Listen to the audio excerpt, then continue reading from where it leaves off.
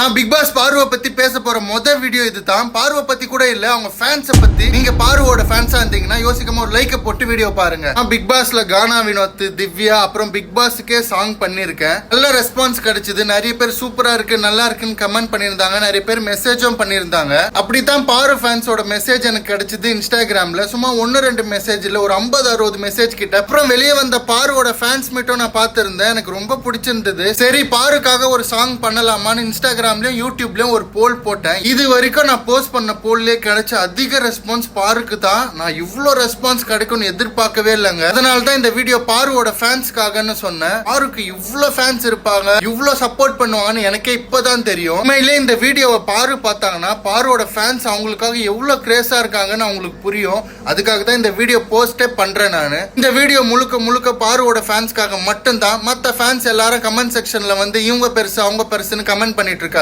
பாருவோட fans கேட்டபடி பாருக்காக நான் ஒரு சாங்கும் பண்ணியிருக்கேன். அது கேட்காதவங்களும் கேளுங்க, இந்த வீடியோக்கு பின்னாடி இருக்கும். பாருவோட ஃபேன்ஸ் கிளப்ஸ், நீங்க பாரு மேல எவ்வளவு அன்பு வச்சிருக்கீங்கன்னு காமிக்கிறதுக்கு தான் இந்த வீடியோ. அதனால பாரு ஃபேன்ஸ் எல்லாரும் கமெண்ட் செக்ஷன்ல பாருன்னு கமெண்ட் பண்ணிட்டு இந்த வீடியோவை பாருக்கு சென்ட் பண்ணி விடுங்க.